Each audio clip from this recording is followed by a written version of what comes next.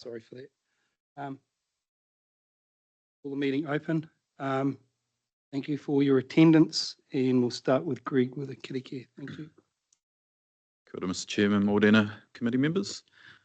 Whakataka te hau ki te uru, whakataka te hau ki te tonga, kia mā kina ki uta, kia mā taratara ki tai, ki he aki ana, te ate kura, he tio, he huka, he hauhu, ti hei Māori ora. Thank you, Greg. We'll take the health and safety as read. I think everyone here has heard that more than once. Apologies. So Pamela, Clyde and Stu for lateness. Is there any others? Is Tippo and Warren for early departure. Thank you. Cool. Disclosure of interest. Is any? No.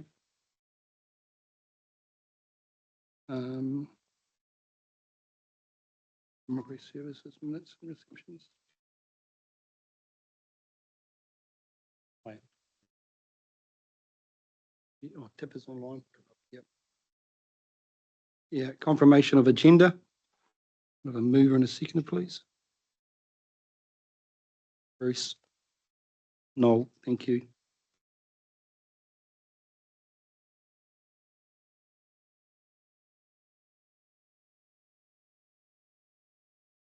Carried.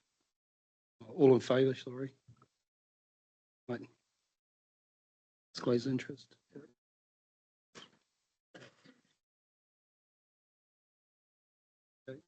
For the first item, you want to introduce them, Greg? Thank you. So, thank you, Mr. Chairman. So the first item, more of a procedural matter, which is the receipt of scheme subcommittee minutes. So those are provided for the information of members.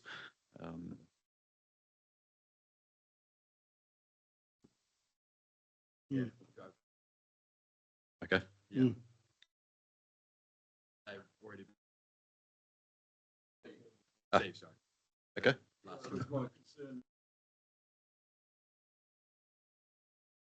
Okay.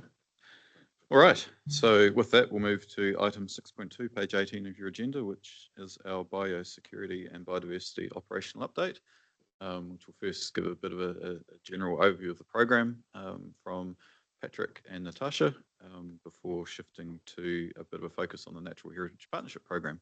And I was acknowledge we've also got Carolyn and Brett in the room to assist with any gnarly questions should you have them. Thanks, Patrick. Thanks, Greg. Apologies, everybody. I've almost lost my voice, so I'll be pretty close to the microphone. Yeah, so this is the second year that we've been reporting on the biosecurity strategy and regional pest management plan using this improved format. Just noting that both those documents were approved in 2022. There is an 10-year operational plan in place as well that has more granular objectives and whatnot that we report against. If you haven't read those documents, the report should be standalone, but it will provide better context if you haven't read them. Just note that this is a final draft, so there are a few typos in there. I was going to bring down some chocolate fish just in case. Probably Bruce picked them up for us, but I'll just say at the moment there is at least 12 typos in there, and those have been changed, ready to be published on our website. Another really big milestone for us is it's now the second year that we've been using our pest plant database, or data management system. And this is really, it's been a game changer. You know, the reports you see in the back of the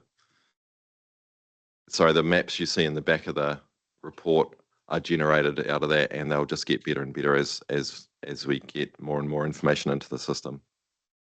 And much easier to be able to report on progress against the objectives we have. The other thing we've done this year is we've tried to add a few more case studies into the report. That demonstrates the breadth and of the biosecurity program. I'm not going to talk through all of those things. You can read them yourselves, and I hope you have. But I did want to highlight two of the case studies. The first is one of our national interest pest plant programs, and that's white briny. It's been going now since 2021. White briny is a really nasty creeper or vine, capable of smothering forests completely. It's an eradication program, so we're aiming to get it out of New Zealand or eradicate it from New Zealand. It's been going for 23 years in the Waikato, and you'll see that when we started, we were getting thousands and thousands of plants, and we're down to 1 or 2 every 3 or 4 years. So it's a pretty successful program. Bit of a long tail. We'll keep working on it until we have utter confidence that it is eradicated. So really cool program. I don't know if some of you guys might remember a few years ago, you know, the tubers of these things can be many, many, many kilos, and you have to dig them out. So it's a pretty amazing program. And the second, and that was on page 26 of the annual report or page 50 of the agenda. The second one is I wanted to highlight is the Chilean needlegrass issue that we dealt with this year. It's a really cool little case study, and it's on page 30 of the annual report or 54 of your agenda. We got a call from Hawke's Bay Regional Council that there was the potential for a truck that had been through an area with Chilean needlegrass moving into the Waikato. So we had to move really quickly, so we got our teams up and running, tracked the vehicle and intercepted before they got anywhere where they could move any of the Chilean needlegrass where it could establish. Lots of logistics associated with cleaning it, but bottom line is we got it. We contained the Chilean needlegrass seed, which we did find on the machine, and were able to stop it establishing in the Waikato. So a pretty cool example of our really strong collaboration with other regional councils, with Hawke's Bay in this case, and a good outcome for us. And it just highlights the value of that working relationship. Chilean needlegrass is a really nasty pest, especially for the sheep industry, because the seeds burrow through the wool and into the skin and damage not only the pelt but also, you know, degrade the health of the animal. So we want to keep it out of the Waikato. So look, couple of little examples. The other thing that we're able to do better and better as time goes by with our data management system is track how well we're doing. And you'll note that there's a few pest plant programs that I guess we're describing as at risk. We've got some issues, and they include climbing spindleberry and wild and kiwi fruit. The issues associated with those is surveillance is real tricky. So we're working with Kiwi Vine Health for kiwi fruit and developing a better surveillance program for it, which will hope over time move that program back into being green and on track. And I think I'll leave it there because I know you guys will probably have some questions. So thanks very much. Stu. Thanks. Yeah, no, thanks, Patrick. Hey, one of the things that wasn't clear in that Chilean needlegrass report, how come that truck was allowed to leave that farm? Because Hawke's Bay obviously knew about it. Is there some gaps in their processes or their ability to stop them? Because not entirely sure. I think they probably heard it second hand or third hand. Oh, okay. Yeah. So I think they would have intercepted it if they could. Okay, right. Yeah. Okay, that's cool. Yeah. And the other one, sorry, just find my notes. The wild kiwi fruit. I remember a guy from what's called KVH Health, whatever it's came and spoke to us here a long time ago, years ago maybe. Yeah. But I note in there you talked about talks about a contract to be set up. Is things fallen away a wee bit, or is it? Could be better organised, so that's what we're working on at the moment. Because when that guy came and spoke to the council, and I've lost track of time, at least 5 to 10 years ago, Yeah. we were talking then about how positive we're all in terms of working together and all that sort of stuff. And Yeah, I'm not sure if you recall, but they submitted on our regional pest management plan, and part of their submission was wanting to build a better relationship with us. So I think it had fallen off a little bit. I know there's some staff changes in KVH. Yeah, so that's a bit of a work in progress, but I guess the will is there from my team and KVH to up our game, making sure we don't let it get out of control in the Waikato. thanks. No, Thank you. Great report. It was enjoyable to read, to be quite frank. But just going to the two that you've highlighted as an example, the white briny. Oops, no, not the time to do that. shout. I was probably going to say something else, shouldn't have. No, the white briny. That's a great news story. Have we actually publicised that? And I come back to the Chilean needlegrass, same issue.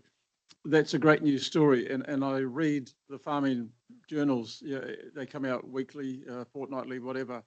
And there's a lot of crap in there against councils, and rates being the highest issue that's regularly talked about, and freshwater farm plans and the likes at the moment.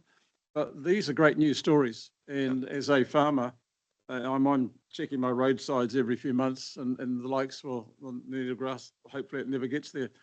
But do we publicise these sort of results and particularly target those rural outlets so that we can, I'm not looking at spinning the news, but perhaps we should, and getting the positive stories about regional council and working with other regional councils to help the rural community as opposed to wanting to be fighting with them at times. I think that those are really good points, and we do try and do that. So with our Velvet Leaf program, we try and get the message into the right places. So absolutely, and at the right time of year, so it's relevant and people kind of care about it.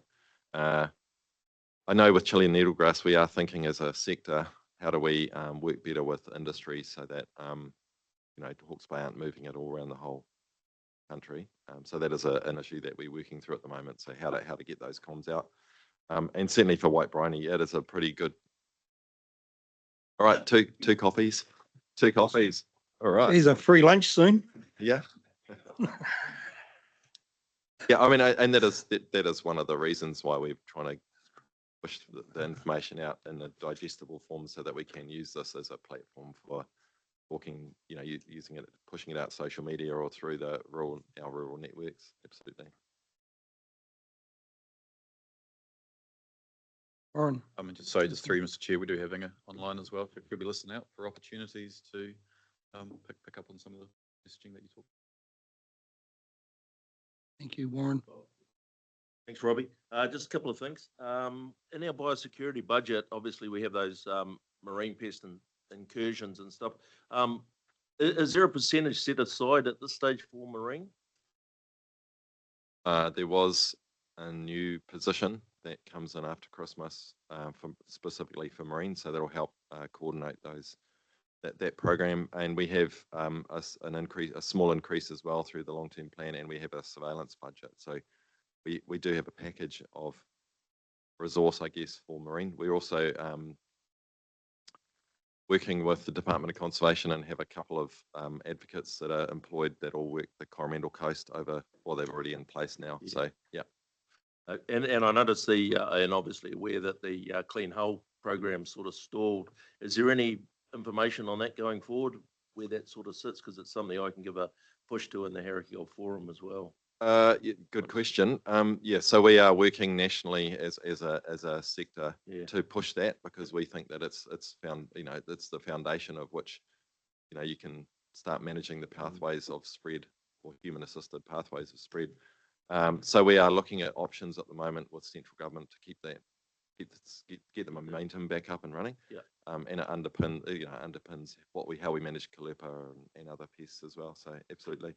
Awesome. And just like to bring to council's attention, we are putting a submission in on the Bay of Plenty Regional Pest Management Plan. So fantastic work you've done here, and obviously, the last couple of years. So yeah, do have a good read through it, because it'll be something that we can apply to our submission coming up in Stratton Pole on the 2nd of October.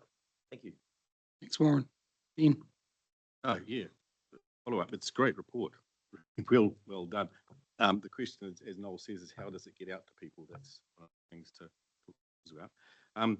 You here on page 21, you talk about the target for the community groups and individuals under natural heritage has not been achieved. And yet you're showing you got 59 out of a target of 60. And with the on the ground project, 16 out of, you got 46 out of 16. So I just wonder, are you being overly hard on yourself, not achieving the target?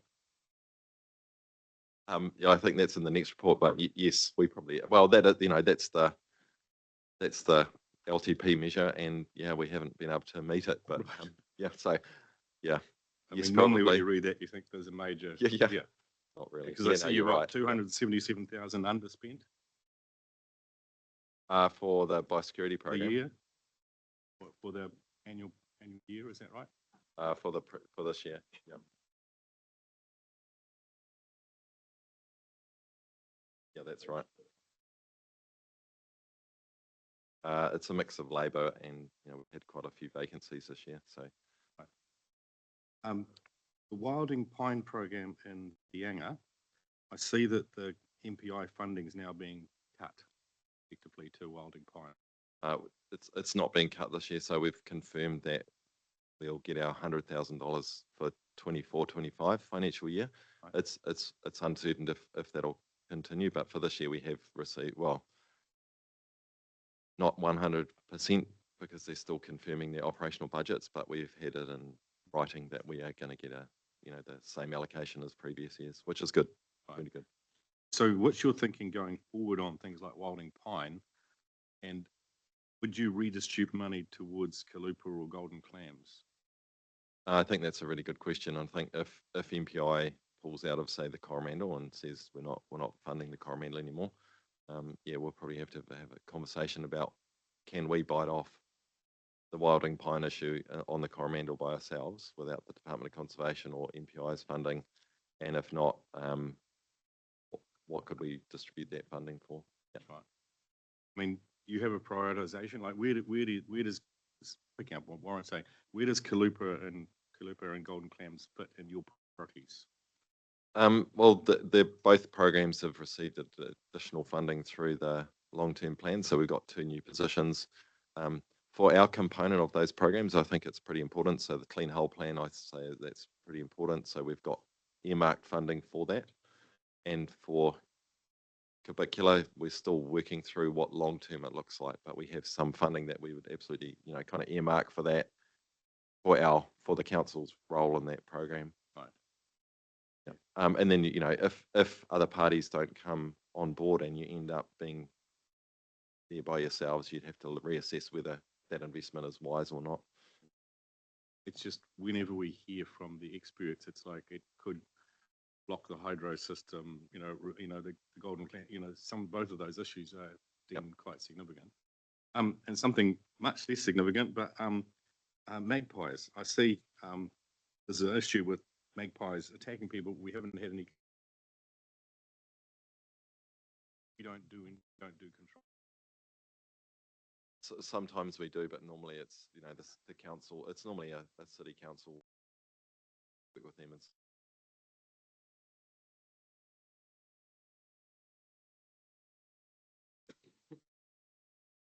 Bruce, you've got a question? Yeah, thanks. Hey, look, great report, Patrick. Not worried about the typos. So I did have a question though about why, have you got any thoughts about why you've been so successful with the white bryony? I mean, that's an impressive knockdown in numbers of plants from under discovery in 2001. Yeah. What is it about it that makes it so amenable to get that significant reduction? That's a great question. I think it was really well planned at the start, and we've stuck to the plan. We've MPI have funded it as appropriately, so it's had the right funding.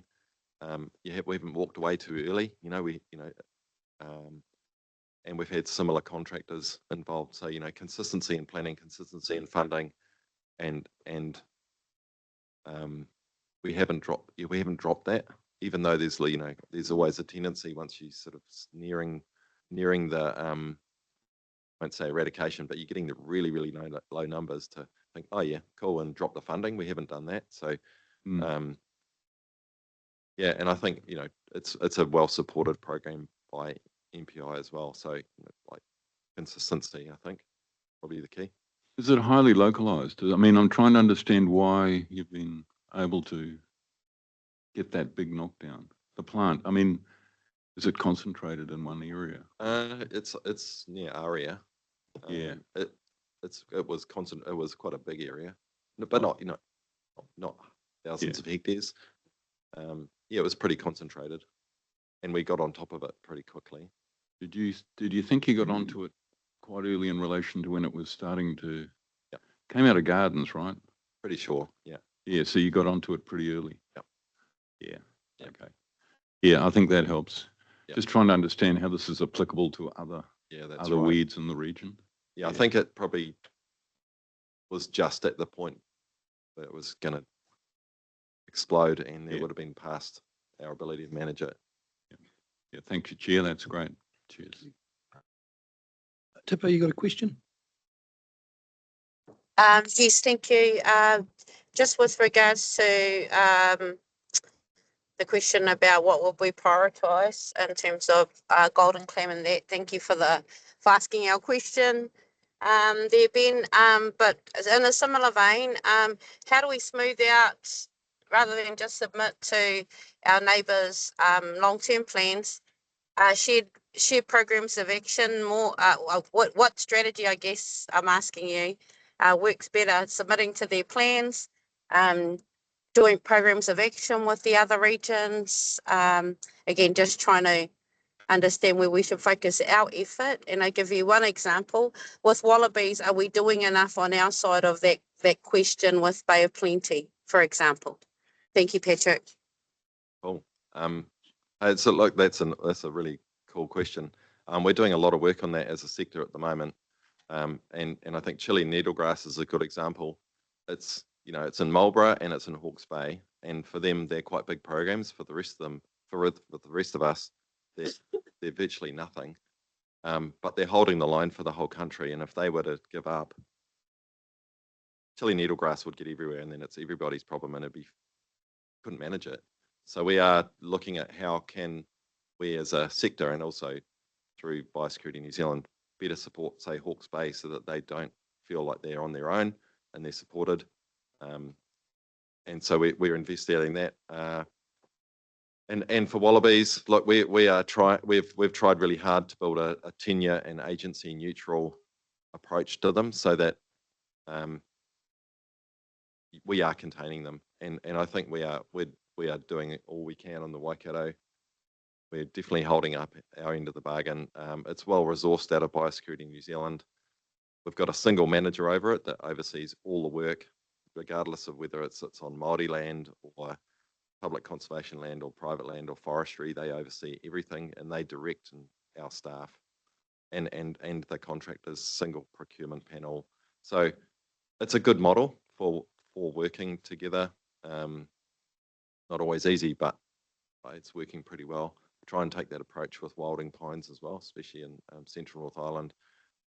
Craig Davey from Horizons manages the program around Turangi Desert Road as a single manager, and we are, we contribute to it. Tenure neutral again, agency neutral. You're just trying to hit the issue. It's a good model, and there's lots of other programs we're looking at the moment, based off some very good work by the Parliamentary Commissioner for the Environment, looking at pest plants and how to better manage these things, because pest plants don't care about what catchment you're in, what region you're in. They don't. So we need to, focus our programs on that. So yeah, great question.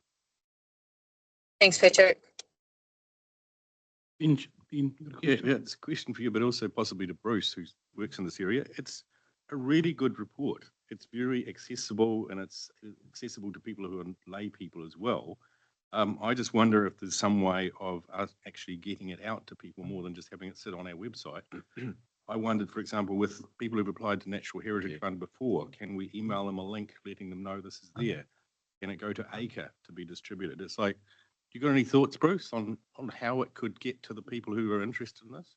Well, it's the same as what Noel raised previously. It's a matter of getting it out, you know, because the question now is you've got all these amazing case studies of examples of success. And are we the only audience? Are we the only people who are going to read this thing? I don't know. You've got to be really thinking very carefully. I mean, you can use all sorts of social media for this too. So I'm not an expert in those aspects, although I dabble in it. I would say some of these really do need picking out and getting out and into social media and into wider communication forums. Absolutely. Hey, thank you very much. And look, I just want to acknowledge that you know, it's a lot of work to produce a report like this, and the team have worked really hard. Caroline's worked really hard, and other people. So it's really cool feedback. Thank you very much. And Inga. The thing that struck me reading this report, every report of these I've read, and I've read heaps of them now, it's been here too long, there's more and more plants, pests in them. And so the trick, I think, is to target your audience that live in the area or operate in the areas where those particular ones are. If you try and throw a whole bunch of plant pests information at people who don't come into contact with that, it's just a waste of time, because it's just too much information there. You know? So, And I think that, yeah, like I said, the Velvet Leaf program is a really good success story, because we've targeted the industry that cares, and they really do. They're brilliant. Like the grain industry are fantastic. Anyone growing maize then their eyes are sharp as laser focused on that. They do not want velvet leaf. So, you know, it's a really cool program, but, you know, again, really targeted comms using case studies, so it really gels with people. I forget the name of that program. There's a picture of Hamish in there with it. The clean machinery hygiene. No, the one that's showing you where you put in where the particular infestation of a particular thing is. I forget what it's called. It was in the front. Plantel. Yeah. I suspect, and I'm talking sense. I don't know what I'm talking about, but I suspect there's a mechanism to link some of the findings from those processes into social media at some point going forward as well. That might do some of that, maybe a bit of targeted sort of. I don't know, but and you can geo fence around places to target people for different.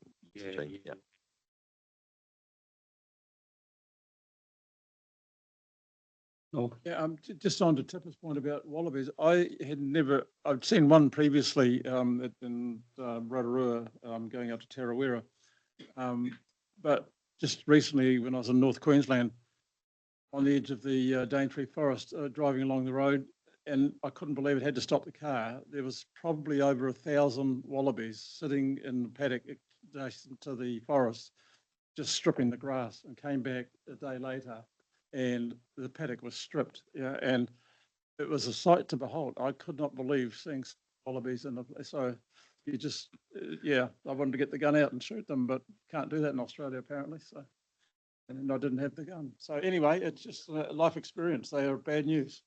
We've got some interesting thermal imaging photographs of paddocks that look like that.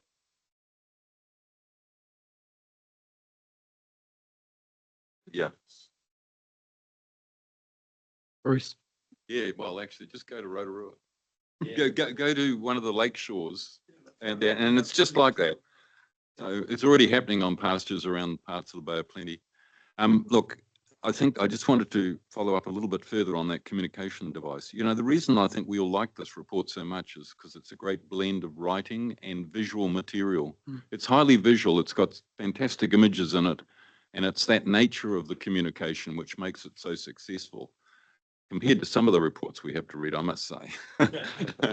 So having said that, though, that's also why I think it's so good for social media. You've got all the ingredients already largely in that report where you can pick out It's just got to have a couple of good, really good pictures and a snappy, short piece of text and really get people's attention.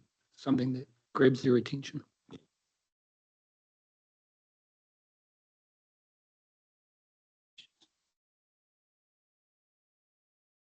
I'll just say something first. Yeah, no, as all the other members have said, great report. And I'd just like to take up that one thing that Bruce said about velvet. Was it about velvet leaf or sorry, briny? I think that's most probably something us as an organisation needs to look into it deeper, as Bruce said, is since it was so successful, how can we use that to help all of New Zealand, not just our region, of how to implement something really well. And because we have to work together with our other regions to make sure, as you've said, to make sure these things don't move over boundaries. So that's most probably what Bruce has said there is really important, is containment and working well with our neighbours, our other regions, to make sure we keep our borders clean. So thank you for all your hard work. Cheers. Yep. Noel's moved. And a second, Bruce. All in favour? Carried. Thank you, guys. Yeah, so we've got Natasha Granger who's joined us, who's our team leader Biodiversity. So this report provides a bit more of a focus on the NHPP, Natural Heritage Partnership Program, particularly given that the program had a bit of a boost through the long-term plan process. So there's a few more details in there to give you an outline of what's happening with the program. And just acknowledging that we are planning for a bit more of a deep dive into some of the work that the program supports at our late October meeting as a committee, which will be coming up. But so a bit of a report now to set the scene around what's happening in that space.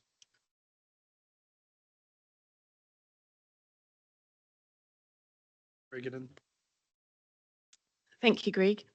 So yes, as Greg said, we've had a few changes this year. We've had the policy updated earlier in this year for the Natural Heritage Partnership Fund program, and the 3 funds that it oversees, and then obviously through the LTP we've had an increased investment.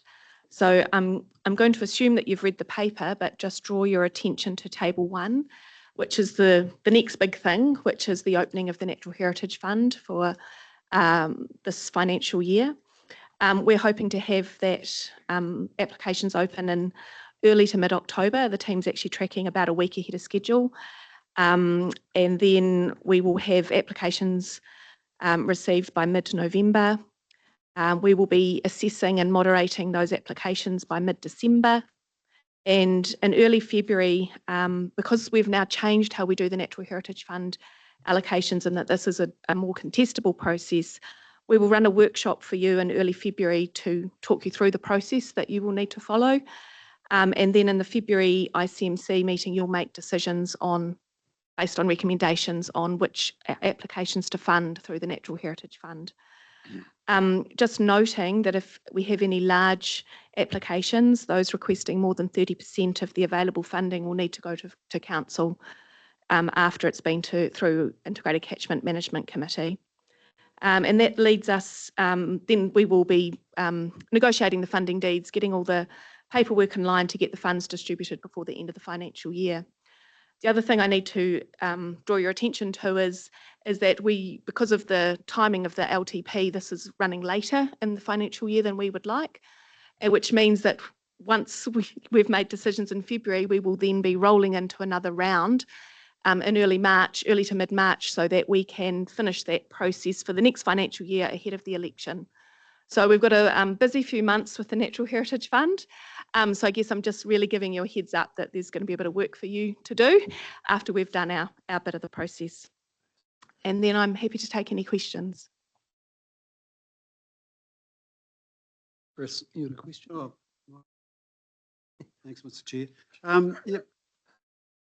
Thanks for that report. Just a couple of suggestions, if I may. What I'd like to see, being a bean counter, is I'd like to have a summary, total money available, and how the total amount's been allocated, so we know where it's going. And then maybe just in terms of a measurement, and I don't know whether this is practical, but having a dashboard, because this doesn't, the ones that we've been notified of so far, there's not a huge number of separate projects. Whether it's possible to include in this report, and probably 6 monthly or 12, I don't know how often you to do it, but just having a dashboard of progress on the, I don't know how often these people report back to you against their objectives, but a dashboard which measures, you know, on track or off track and expectation towards the end of the year. Yep. Just so that the committee knows how effective the funds have been in terms of the usage in the market out there. Yep, we can definitely provide that kind of dashboard. We're collecting that information, so that, Sure you are. yeah, so It's just a matter of communicating it back to yes, yeah, the team here. absolutely. It'll differ, just so you're aware, it'll differ for the 3 funds. You know, for the small scale community initiative funds, it's a one-off payment. They do a final report, so that would be a post work. For the large funds like Natural Heritage Fund, we do get progress reporting. Again, it's a balance between the amount of reporting we ask of community groups and so yeah, but we can definitely work something out. Oh, thank you. I note there has been difficulties with this fund in the past and been able to make allocations because of the multi-year funding that's gone before, and you've touched on in the report, the funding has been modified. I would like to see when this comes around, what's gone on in the last 2 or 3 years, the impact of that, what's really left there, if there's anything carrying forward available, so that we can see what's going on and building into where we're going. Are you intending to do that, or am I asking? No, you're not asking for too much. No, that's fine. And look, that's why we made the change, so that we can run a consistent round each year, so that there's not, so we removed the ability for the internal borrowing. So full applications for the 3 or 4 years, whatever it is, will be taken out of that year's amount. And so, yes, we can absolutely do that. So as time goes on with this under the new policy, that will have less of an effect. So we'll have a consistent amount available each year. Okay, Yeah. I think that will be more helpful to the community, as well as appearing Absolutely. that council is actually supporting regularly. Okay, thank you. Dean? Yeah, just, it's a question of councillors' role in decision making. So in the past, have councillors made final decisions on who gets natural heritage funding? Yes. Okay. Yes, but the difference with the Natural Heritage Fund is that it was more of a discretionary, you were invited to apply, whereas now we're opening for applications for any group to apply. So it's a slight shift there. And we've done that because there is now more community groups working at that large landscape scale than there was 20 years ago when the funding policy was put in place. So that's the only shift really in the decision-making process. And in terms of conflict of interest, the fact the group within your constituency gets funding is not deemed to be something that's... No, I mean, Right. I guess you'll do your normal conflict of interest, but no. Warren? Yeah, thanks, Robbie. Thanks, Natasha. Just interested in your thinking around those community hubs. Obviously, I think that it looks like they've got about 60,000 to play with out of that 195. So is that 195 the final amount after the increase that we put in through the LTP? Yeah, so we didn't get an increase to the small scale community scale, initiatives this round. We did last time, went up from 150 to 195. Yeah. So yes, so we've allocated the 70% already through this year's funding round, and then we're just working on the operational guidelines for the trial to work with those community hubs. So that work's progressing as expected. Yeah, just I mean, I know Coromandel's been a huge benefactor of some of the small scale stuff, but just want to make sure that because we've had a lot of conversations around the table to make sure, you know, regionally. So just, yeah, that you're thinking around those community hubs. And we certainly are, and look, we've got a community hub representatives group that we're bouncing ideas off to help us do that. We will be limited in some sense in that there's more active groups in Coromandel, there's more biodiversity in Coromandel, but that is absolutely at the forefront, and we collect those when we're making our assessments for the SCIF and the EIF, less so for the NHF. We are taking that into consideration when we're assessing those applications to make sure that we get an even spread where the applications are, but they're still good projects, and so it's a balancing act. yeah, we recognise we're special up there. Thank you. Yeah. Stu, you got a question? Oh, it was just a comment sort of slash question, just on the back of Ben's question. Councillors still make the decision. I think it'd be really useful just to push everyone on that looks at the context of it, because we had a lot of trouble. I've sat through a lot of these where a council has a policy, for example, that toxin that is legally able to be used can be used by groups, yet we've had individual out of their way to put an outcome, personal view, which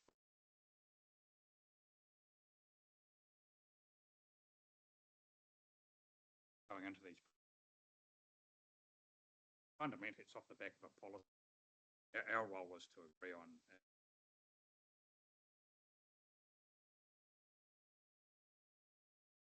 reason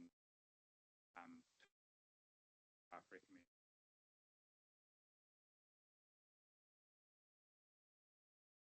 And I think that's why we're wanting to have the workshop at that start of February, just to make sure that everyone understands that, and that we can talk you through and give you the information that you'll need to make that decision. Yeah. FYI, the river is $6 million a year, and we actually appoint an independent committee of 4 or 5 that go through and analyse all the applications and make recommendations. That the board has a final say, but it's a process designed to make sure that they're not political decisions, they're policy-based decisions. They've been filtered before you get them. Yeah. Well, we still see them all. We see them all, but we see the reasons why the panel have recommended to decline or accept in part or whatever. Bruce? Yeah, look, thanks, Natasha. That's good to know the timetable ahead of us. And yes, we will be looking to the workshop to discuss a number of those issues that have just been circulating. Because it's not a question of your constituency, Ben, it's about the criteria that the technical advisors, the staff, use to do the filtering and priority setting before they bring it to us with our governance role. We've got to be careful not to get into the technical and operational side of that decision-making process, but to give governance oversight. And it's right to ask questions about balance, but then we're still going to have to listen to what is the information that these guys have used, what criteria have they used, how they applied the assessment process to come to the recommendation that they've come to. Yeah, so I'm just looking forward to the workshop, and thanks for that update. Yeah. Definitely. Just in response, Bruce, I just noticed with the Economic Development Fund, we often disagreed with what the panel decided. Coromandel again. I've got to say though that Coromandel is one of the greatest hotspots for biodiversity in our whole region. We just got to accept that as a fact. It's a fact. Okay.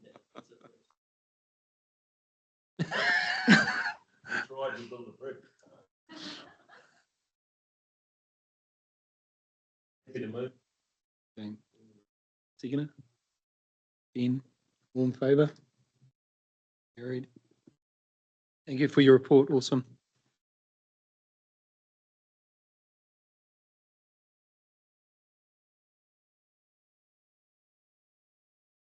All right, so we'll now move to our flood protection and land drainage work program. And again, we've got a bit of a overall report across the program for a year-end wrap up across our different schemes, but then also a couple of focus papers, one on a recommended shift for one of our drainage subdivisions to self-administration, and also a report on our planning framework that we all operate under.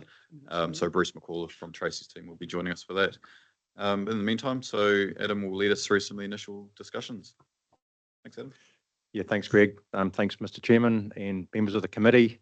It's a pleasure to just to provide a few introduction comments to today's end of year report for flood protection land drainage.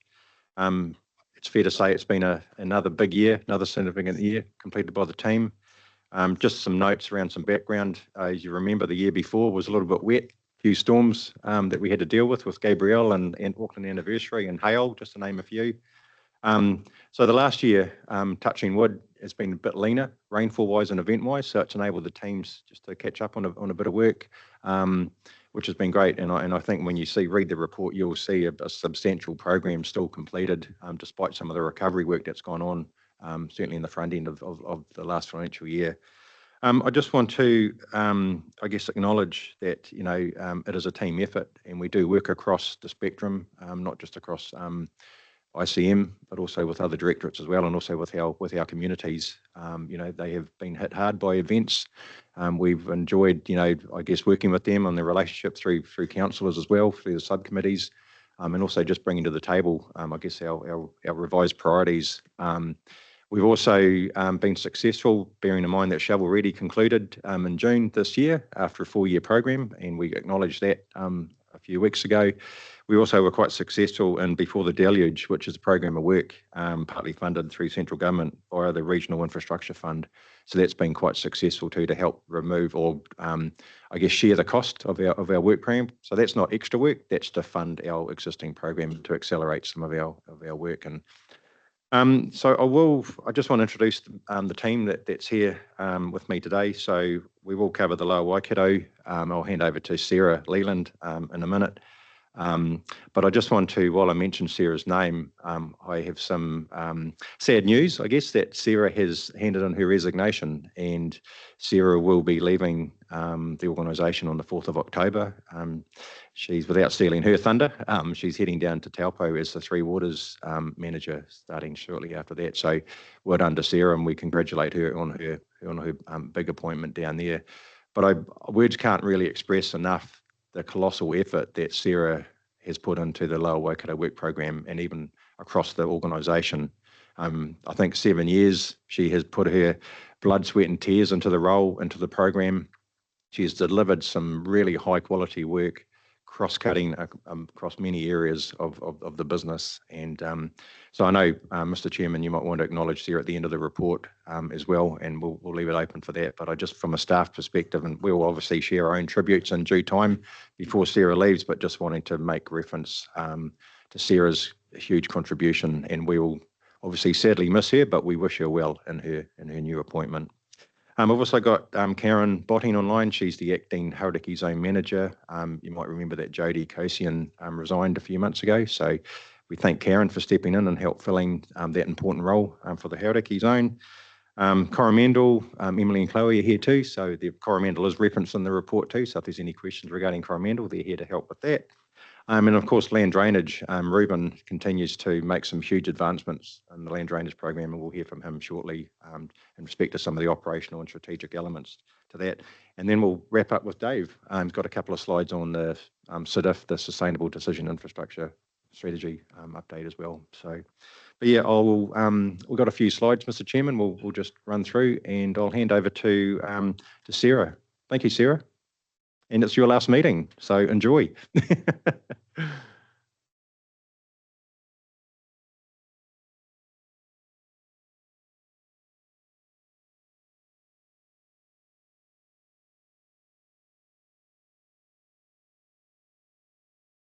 Are you there, Sarah?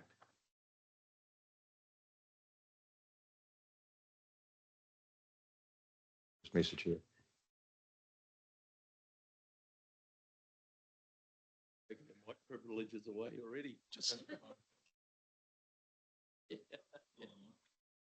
Okay. Oh, we'll just, I think Karen's online, so we'll start off with the Hauraki Zone report. Karen, are you able to commence?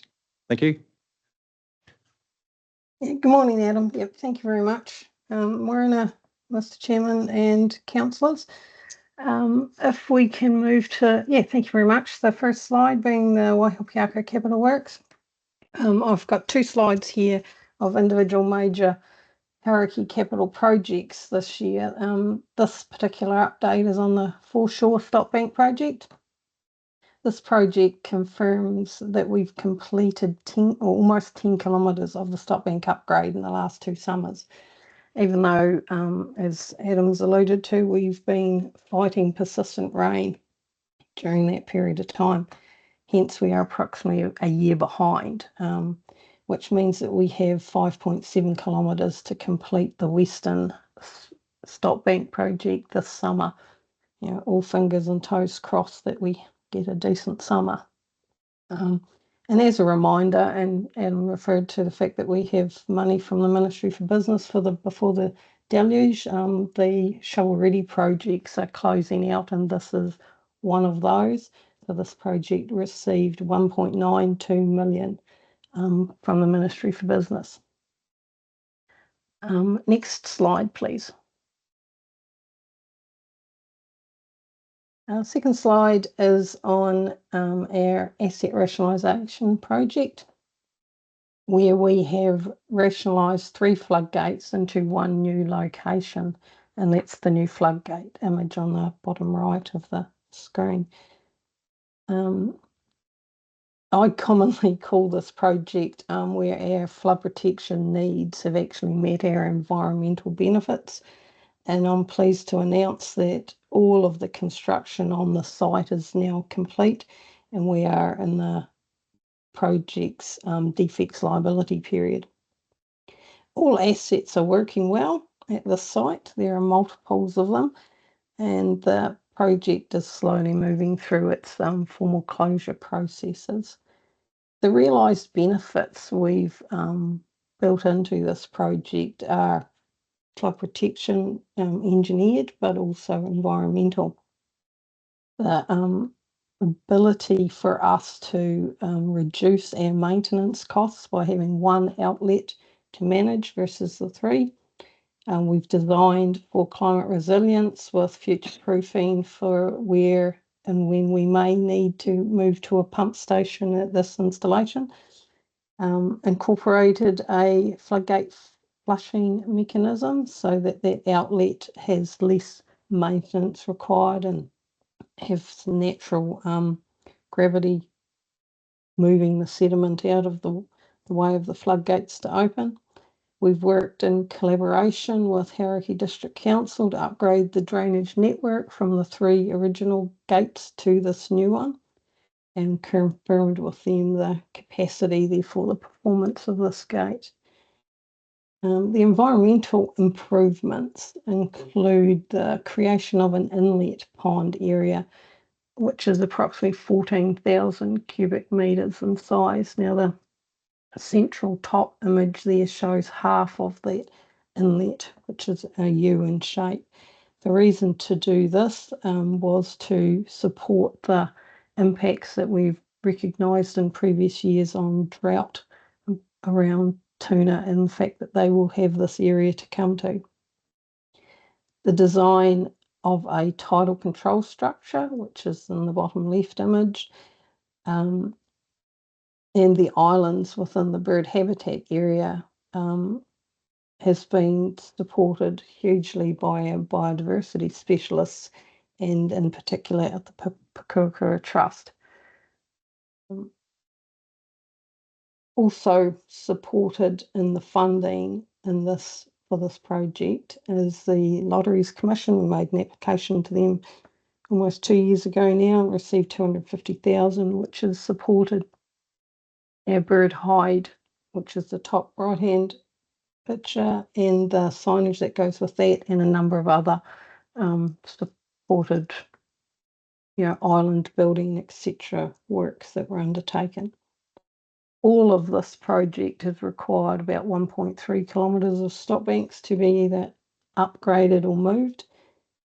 So when you think about it, it's been quite a complex project. Now that we're on the closure road, we will be having an opening event later in October. So to be honest, it's been a huge project to complete, and hopefully something we can all be proud of into the future. That's probably it from a slides perspective. Is there any particular questions anyone has on our report on the Karakia or Waihaupihako zones? Yeah, Warren. Warren's got one. Thanks, Robbie. Yeah, thanks for that, Karen. Are you finding the repopulation of those bird species coming back into the area? Oh, absolutely. To be honest, they never left. I was very surprised at the amount of construction work that we were doing. They just kept coming back. So, Excellent. yeah. Yeah, because we did have a site visit. It was pretty barren there for quite a while, but it's excellent to hear that.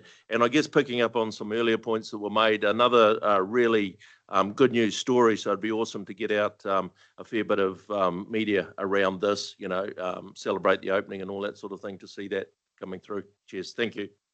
Thank you. Stu, you got a question? Thanks, Karen. I've sort of picked up little bits and pieces, but just curious, the existence of the cycleways in that part of the world, I sort of vaguely heard some noises that there were some issues around interpretation of those original agreements. Has that all sort of been resolved, and is it all moving along with all parties happy, I guess? I'm not sure that we will always be all happy, but we do have a maintenance and management agreement with Karakia District Council and the Karakia Rail Trail. Yeah. So it only comes into effect when we need to undertake some work, whether it be short or long term, on any of the stop banks where the cycleway is currently included. I believe the relationship's in a good space, and I believe the maintenance agreement probably just needs a refresh for the fact that we have made some changes and recognise some of the lessons learned for both parties from the last few years and the amount of work we've had to undertake. So, yeah, it's just time for a refresh. Right. Yeah, I'd just like to add into that, Karen, that there has been conversations that Karakia want to put more cycle trails or walkways on our stock banks. So we definitely have to understand all the ramifications of those being there and make it quite clear who's going to pay for that in the future, because I know it's added to our cost of our work. So I think we've just got to be very clear of who's paying the bills in the future. Yeah, thank you. Yeah. I can confirm that as staff, we've been involved in the conversations that the Karakia District Council are having around community benefits and opportunities where they see our stop banks as, options to add to for their community locations, and they have had a very clear response from us about what is appropriate and what is not. So, yeah, we're staying engaged in that space. Adam.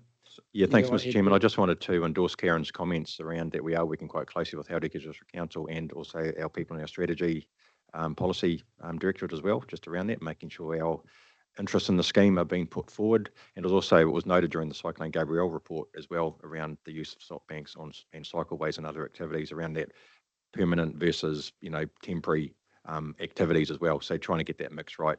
So we're very much got that on top of mind at the moment. Yeah, Was there a misunderstanding from the cycle users' perspective of how much time the cycle tracks could be out for maintenance? Was there? Is it sort of reading between the lines what I'm hearing?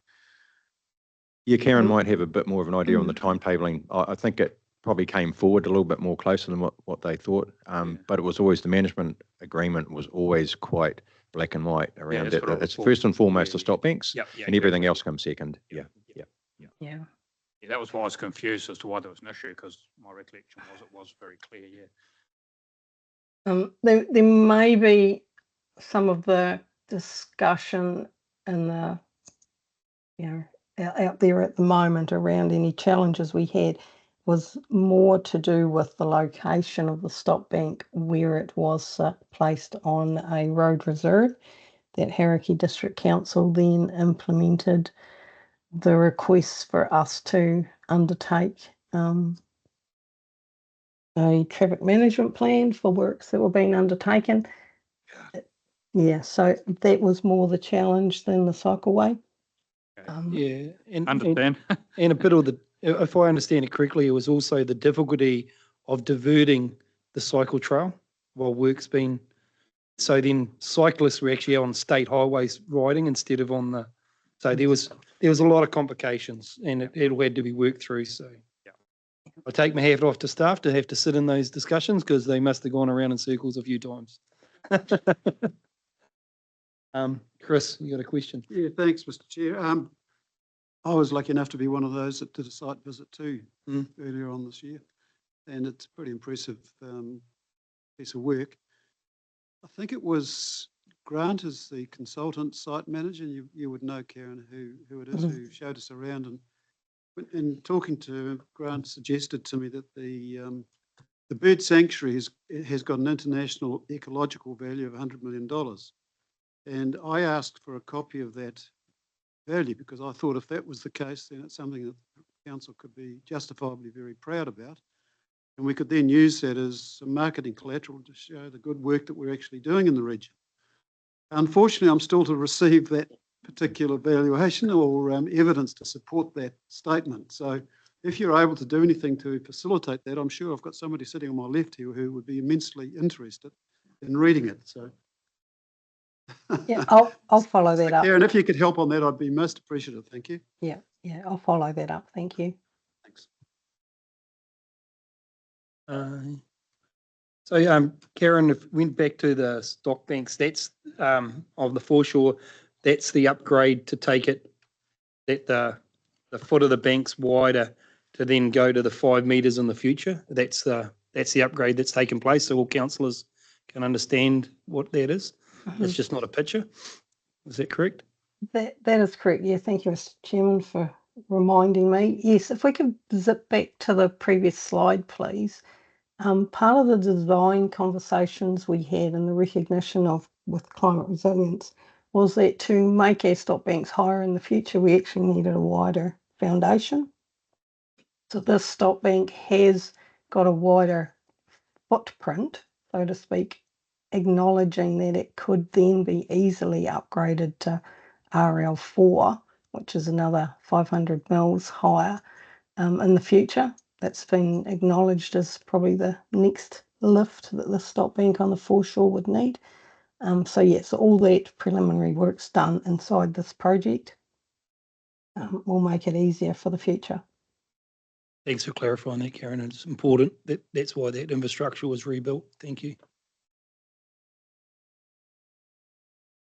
Thanks, Mr. Chairman. I'll hand over to Sarah Leland to just cover highlight some of the low. Oh, sorry. No, I just wanted to ask about sorry, that. Ben. Obviously, this area was hit by Cyclone Gabrielle. And did you identify any vulnerabilities? I mean, we didn't get the full effect of Gabrielle, but if we had, how would these stock banks have held up? Has there been an analysis done of that? So through you, Mr. Chairman, so part of the post Gabrielle, and I guess you could include the other storms as well, we did do I guess we did a review. We do our annual checks, our condition surveys on the banks, but Gabrielle didn't impact us as hard as some of the other areas. So I guess our stock banks weren't fully tested. The Gabrielle was more of a rain event rather than a coastal event. So the foreshore banks that you see up on there is more around what might happen with the Firth of Thames flooding. But we weren't aware of any serious issues with our stock bank integrity as a result of the storms. But we do our regular checks and condition surveys anyway, Ben. So, but I'm not aware of any hotspots or weak points if that's what you're saying. But yeah, we do a thorough review on our schemes. Yeah, quite regularly. Bay got caught in, yes. Vulnerabilities. So we've obviously done a check and made sure that we've best practices. Yeah, and one of the ones was around you probably recently the wider stream mouth opening. There was a Hawke's Bay report done on that, and so we went through and we checked all of our stream mouth responsibilities regarding the Waihau, Piako, Lower Waikato. In fact, I think went further up Coromandel as well, and we did check on that. We didn't highlight any concerns at this point around our scheme. Yeah. Just to clarify, Ben, these are not flood protection banks. These are fall protection banks. So they have a level of 500 mils above the flood protection to protect for sea surge and stuff like that. So they're not actually they've got a higher standard than a stock bank on the rest of the Piako River.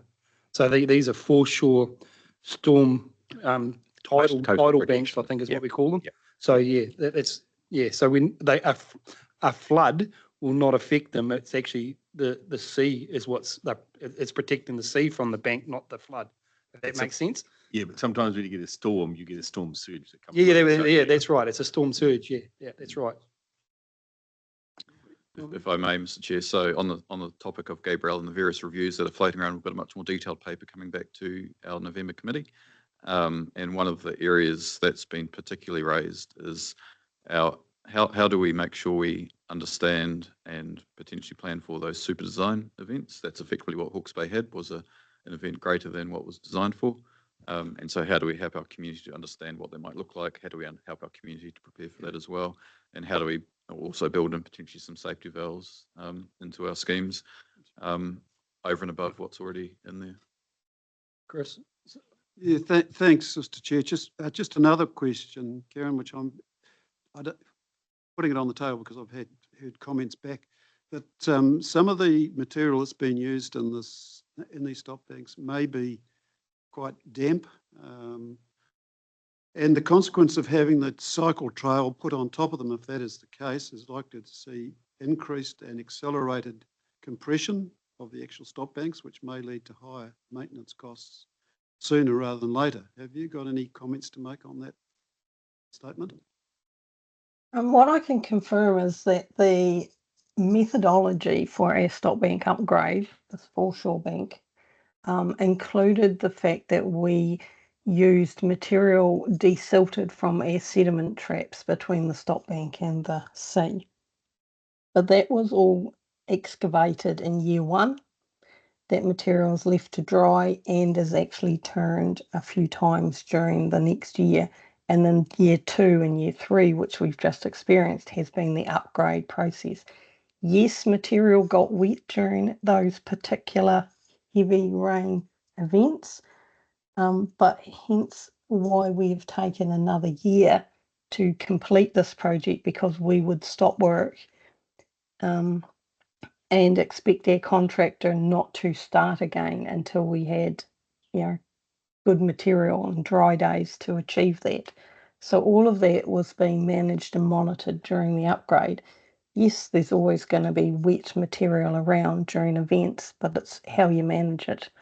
And we do, in our methodology, we do core sampling and testing of the material post upgrade.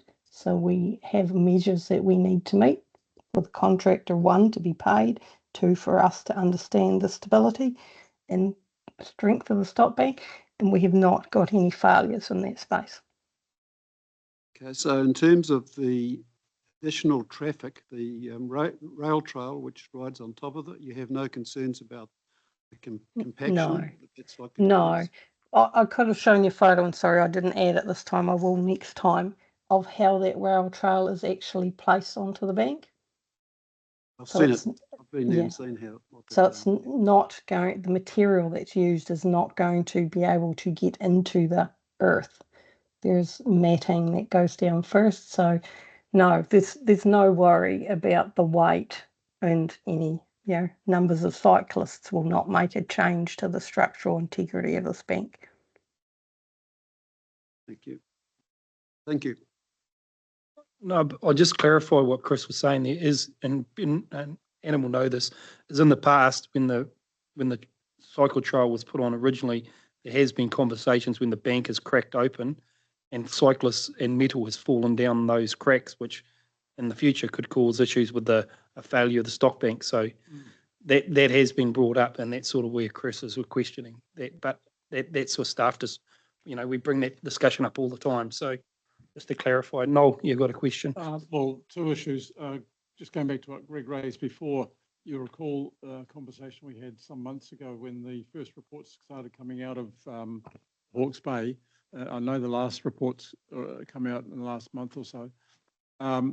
My concern at the time was general, but more particularly it identified in some of those early reports the vulnerability of lower socioeconomic communities that it's tended to get less priority in the schemes than, say, the targeted landowners who are paying as opposed to the residential areas like Huntly being quite low. So are we still on track to include information on fit for purpose, because I think this report will also be valuable for the emergency management group as well for the region. So looking forward to having that in there. And then I'll have another point in a moment. Yeah, and we also, as far as our scheme goes, we go through and look at the criticality of those assets in terms of what the assets are protecting as part of our lifelines function. So we have an understanding of that as well. So yep, so we're on track to provide you some more detailed information in November. Okay. The other issue is I'm just not sure whether I'm hearing correctly, but the discussion about the stop banks being popped up with sediment that's been trapped, dried out, and then put on. 80% of my farm is on river flats, and during 98 and subsequent floods and probably prior floods before I took over the management of it. In 98, we got up to 500 mils of sediment across some of our pasture, particularly close to the river. And whilst I've learned to deal with that, whenever we get rain, it gets very heavy. It pulls the water into it and gets incredibly heavy. And so at the moment, I don't really want to drive a tractor over because it's just, you sink, it gets saturated and it turns to mud very, very quickly. So what is it that council is doing to ensure it stays dry enough to be, resilient? Because once it gets to a certain inundation of water, and obviously up against a flood or surge, excuse me, tidal surge, there will come a time that it will saturate. And so, in my view, it's vulnerable. So have I got this wrong, or am I just raising a concern that is not realised? I can probably clarify here that the berm width of the stop bank in particular has been built up to meet the mean high water spring tide height. So there's no water unless we get, the large king tides that come up against the side of the stop bank. So that's one way that we acknowledge that keeping water away as much as possible from the bank is important, but also the fact that when we do any upgrades, and we have to remember that these stop banks are just topped up with a small amount of material each time in layers, it's not one big dump,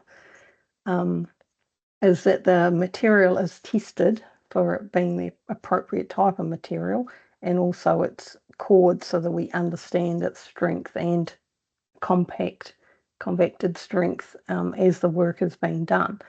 So we have these measures in place to support that structural integrity. And then, of course, what you see here is the bare stop bank. That's all grassed now. And, of course, we don't work in the winter months. The stop bank is sitting waiting now, the parts that are not completed, for next summer. So we don't work it in wet months of the year. So that whole vulnerability of working wet material, we understand very strongly and know when to stop. Thank you. I think so. And would you like to explain what a burrow pit and how it works? Because the tide fills the burrow pit up with silt and material, then you come along and every 3 years pick that material up, put it against the bank for it to dry for a certain period of time, then it's used. Does that make? So I think just the mechanism of how it's worked needs to be talked through. Yeah. Thank you, Adam. Yeah, so thanks, Mr. Chairman. So there is a couple of, steps or processes here that are quite critical, particularly for this area. So you can see on there, you can see what you'll call a tow drain, and there's also a drain on the left side of your image as well. That helps control groundwater in the normal weather times. But Robbie's absolutely right. So what we do is that for the Waihao Piako, the sediment or the mud, as you call it, the coastal mud is really good plant material. So what we do is that we extract it out of those what we call burrow pits or the canals to maintain the level of service. We dry that out so it's compacted, and I think it takes 2 or 3 years to compact. So we allow that to dry out. So before we even use that material to top our salt banks, there's moisture checks, there's compaction checks, and all the other engineering bits and pieces that go along with that before we can use that. And Karen's absolutely right. It's more of a veneer that goes on top rather than a substantial 1 metre dump in one job. So there are a lot of control mechanisms to ensure that the compaction, the moisture content, the suitability of that material is all checked by the engineers to ensure that that stop bank's integrity is not compromised. So I don't know if that helps answer the question. But the biopits are actually a scheme asset. Yeah.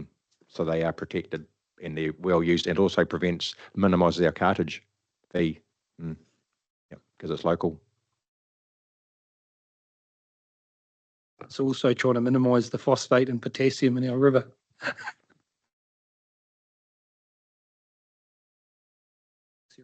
Any other questions? Move on to Sarah. So back to slide. Cool, thank you, Mr. Chairman. We'll hand over to Sarah, the Lower Waikato Zone Manager. Thanks, Sarah.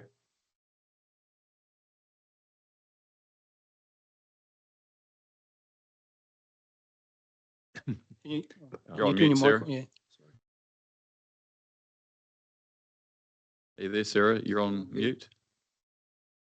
Thank you. Apologies for that. I'll start again. So, good morning, councillors and staff. And I've just got a few slides to take you through for the Lower Waikato Zone. So, first slide there on the left just shows some improvement work that the team have been working on with the Baycast floodgates that we utilise. And just to try and reduce issues that we have with flat valves coming off, and also retrofitting those, we've made a few changes which have been successful thus far. And then on the right-hand side just shows some of the outlet stabilisation work that the team have been doing. And the example here is at the Mary Mary pump station. And so on the left is before, and then on the right there is a photo of the completed works. So just moving on to the next slide, and just happy to take questions as we go through these as well. So thought this was a good example to share of the challenges that we can have in the Lower Waikato Zone with our stock bank assets where they're located on private lands. So just over half of our stock banks in the zone are actually located on private land rather than on council scheme land. And the example here, which was actually brought to our attention by Waikato District Council, is where a landowner to increase their yard size basically cut into our stock bank, into the toe and actually some of the crest, and put a retaining wall in and increase the size of his yard. And it wasn't something that he sought any approval for prior. So we've been working this through with the individual over the last number of months, and we ended up utilising the provisions under the Soil Conservation and River Controls Act to actually go in there and actually remove the fence and basically repair that stock bank. So we had to bring in an amount of clay and obviously take that retaining wall out. So that stock bank now has been repaired, and we will be seeking recovery of the costs from the person who undertook those works. And yes, certainly the works undertaken here actually created a risk for an urban area within Huntly, which is obviously a concern. So just happy to take any questions or comments there. Otherwise, I'll just jump onto the next slide there for the vessel. I'd just say it's the same developer that we've got issues with at Te Kowhai. End of story. Yes. Okay, so jumping on. There you go, Sarah. Yep, just jumping on to our next slide there.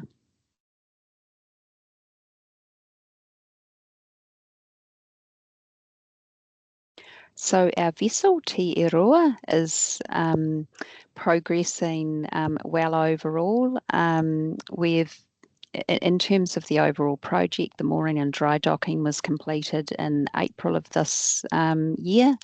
The vessel construction, as you can see there on the left, is well advanced. It's structurally complete, and it's currently undergoing the sandblasting and painting stage. So you can see the photo of on the right there is inside the hull area where they're doing that, doing the painting. The next stages are fit out with machinery and components, and then it is looking like November when they'll commence sea trials, and that's expected to take about a month to do that, all going well with those sea trials. The construction is tracking really well in terms of the scope, quality and costs. However, there is a significant time delay of 5 months, with the build process being outside of the contracted schedule. And a key factor of that delay and working that through with the shipyard has just really been the underestimation of the time required, in particular, the welding, pipe fit out and the blast and paint stages. So they have submitted a new schedule to us, which has a completion date of December 24. The challenge for us with that delay is that it impacts on the delivery of the vessel by water, and the critical aspect there being the depth, having sufficient depth in the Waikato River to enable the delivery of that vessel. So it will come by sea from Whangarei and into the Waikato River.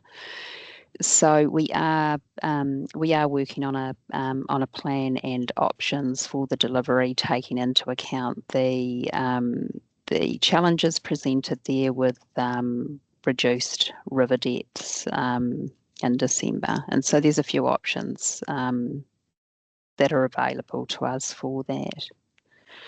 So I think that's me in terms of the slides that I'm talking to, and so just happy to take any further questions or comments. Noel, you got a question? Thank you. It looks like the boat's progressing well, or the vessel. But Sarah, rather disturbing that whilst there's considerable government funding and other funding, there is a component part from the lower Waikato landowners who are contributing to the cost of this vessel.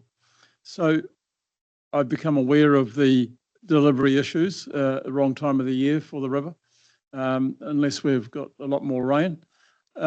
So what's going to be the communication with the landowners who will be most upset to see the vessel potentially being used in the Karakia Gulf to do sea work rather than on the river and the Waipa River? So what's the communication? How are we going to keep the landowners engaged and on board? Because I will be one of the first to get the phone calls, and I want to know what the team who is going to be supporting us is going to be doing. Thank you. Thanks, Noel. So, the intent is that the vessel will still be undertaking the work in the Waikato River. I'm not aware of any intent to be undertaking works in the Hauraki Gulf. It just means a shifting of our work program, which may have well been the case with the earlier date anyway, because our first stage of the vessel delivery is staff familiarisation with the vessel and developing the SOPs and working that aspect through before we get seriously into the work program. So we're just likely working through that in a shorter period of time, but it will remain available for the coming work season to undertake those works in the Waikato River, and the team are working through the program to develop that. And then in terms of communications, this will be included on the Waikato Scheme subcommittee agenda, and I can provide some further information and update through that as well, Noel. So can we have clarity before that subcommittee meeting? Because having talked with the director in recent days, I do know of an alternative that's been talked about. So whether you're not up to date with that, I don't know. But the reality is it's got to be transparent, because as you're well aware, Greg, we've got some very intelligent onto it members of that subcommittee and other landowners up there that will really want to know what's going on. Thank you. So, and for the clarification, probably the assurance of the committee and yourself, Councillor, it is extremely early days in terms of what alternative uses there may be. It does depend on ultimately what option we decide on in terms of vessel delivery, because we are exploring options to be able to bring the vessel into the river as soon as we can, as opposed to necessarily having it stay up in Whangarei for a longer period of time. But I guess I just reinforce to the committee that very early days, I'm connecting with the Chief Executive of Northland Regional Council to discuss this matter, just to understand where they're at, and so I can understand what that means for options going forward. But absolutely, communication is critical. Do understand the high interest in this project and the desire to get it on the river and get it doing what it's there to do.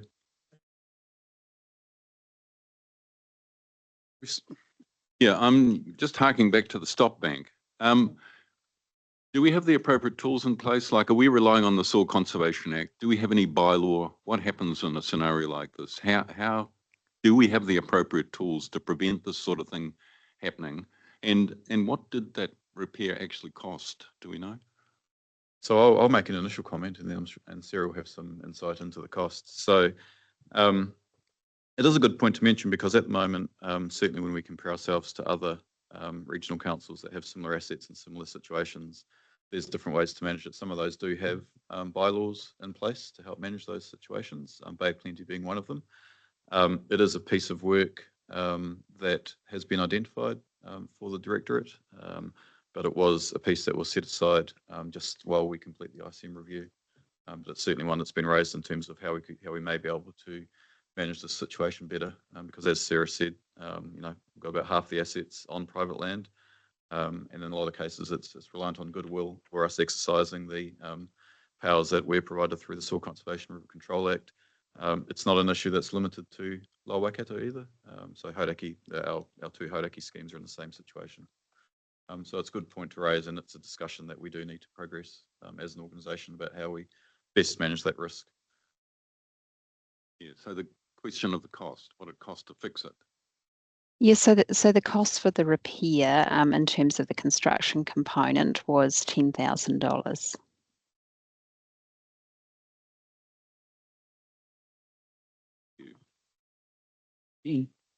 Oh yeah, just to the vessel.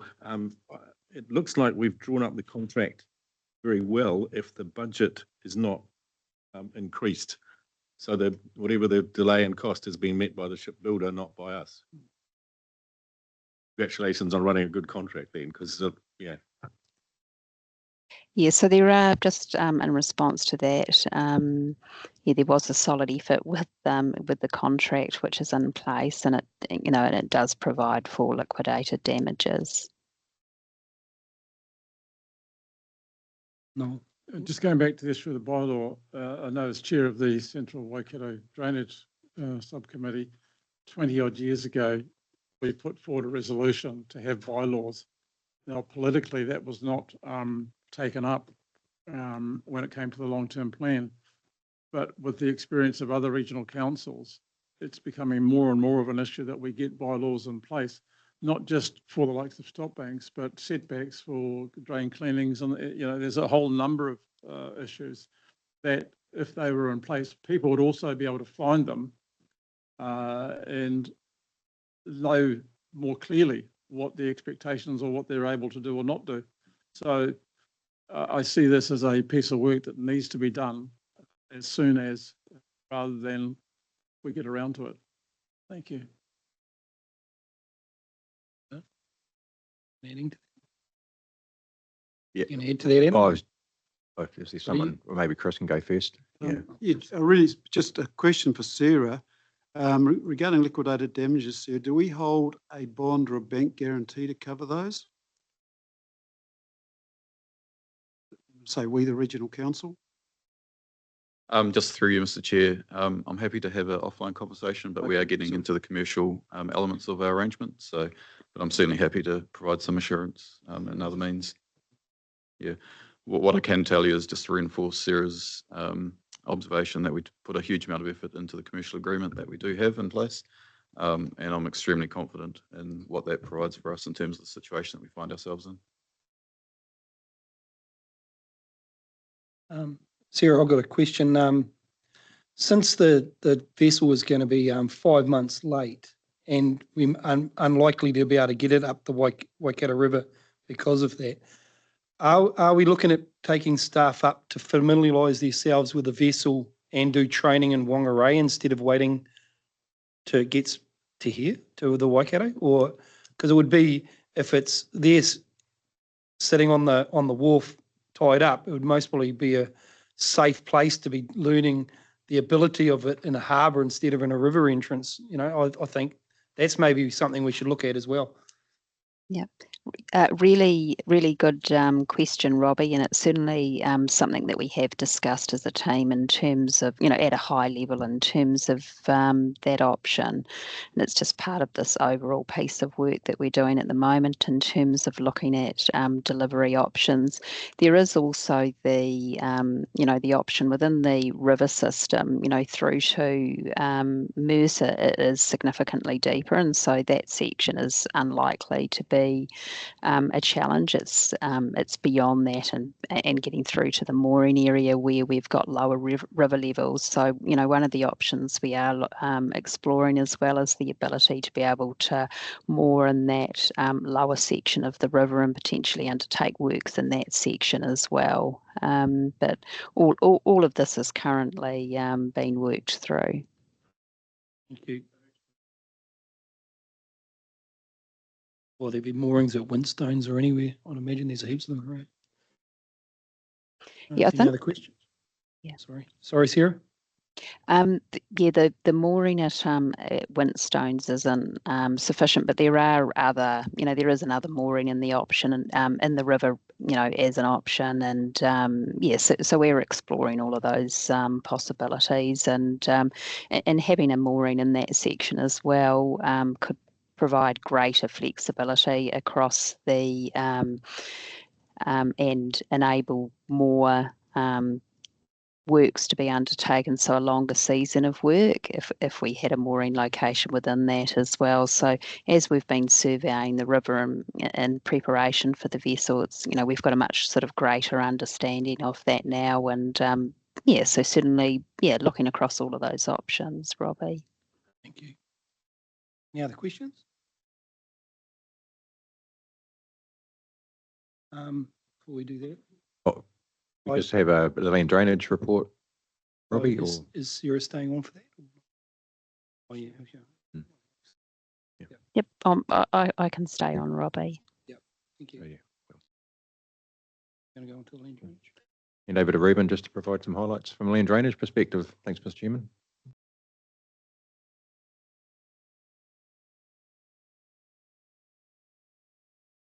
Yeah, good morning, councillors and staff.